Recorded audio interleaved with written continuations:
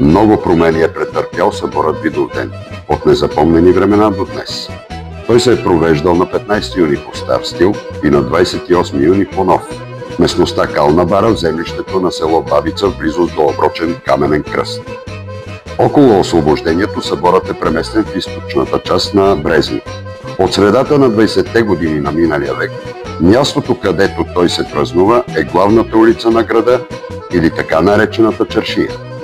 След 9 септември 1944 г. Видовден е забранен, а заедно с това и всенародното веселие.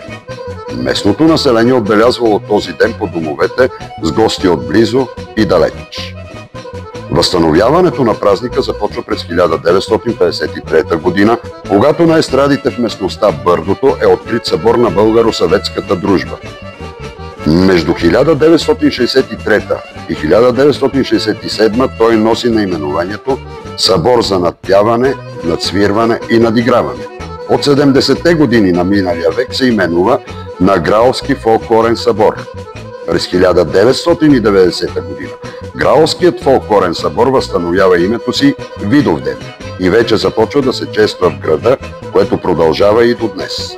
Съборът Видовден ни е оставил редица ценности, сред които най-важни са срещите с роднини и близки и общуването с тях. От тук идва и изразът, че дойде Видовден да се видим. В миналото, а и сега, на този ден се търси и купува разсад за праслук, който се посажда в дните непосредствено след събора.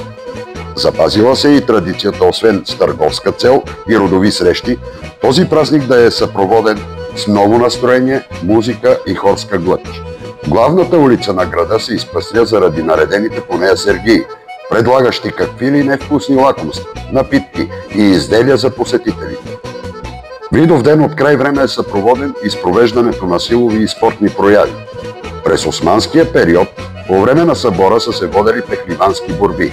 По-късно, войниците от 5-ти конен полк също са демонстрирали спортсменски и боен дух в различни състезания. Днес за събора в Брезник продължава традицията с провеждането на футболни и волейболни турнири на градския стадион. Интересен факт е, че около Видовден в полето се появява растението вида, полугачка, чието широки листа са така захванати около стъблото, образувайки чашки. Същите се пълнят с дъждовна или росна вода. Смятало се, че тя е лековита точно срещу събора. Според местните водата влияе благотворно при очни проблеми.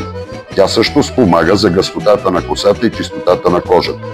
Достатъчно е да се сложи малка капка в съд с по-голяма вместимост, за да може всеки член от дадено семейство да се измие с нея. Затова в Граово се пеят песни не само в прослава на самия събор, но и на момата Вида. Видовден е празник, честван само от нашите съседи сърби.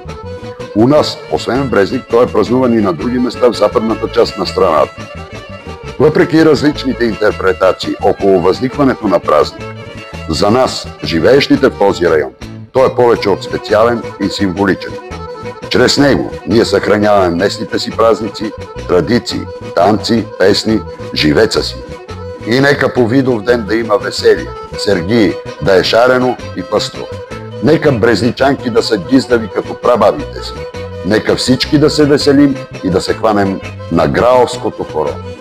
Само така Видовден ще продължи да живее, да се съхранява, а заедно с това и ние. Видовден е съборът празнуван от векове, от сърце, а Брезник е сърцето на Граово.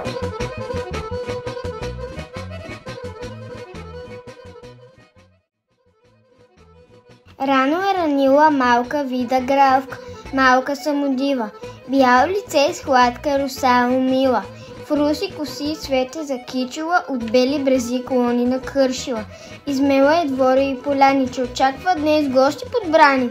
На този ден сватовски песни се пеят и граовски кръшни хора се рулеят. Китно Граово днес ще се слави, че роден край не може да се забрави.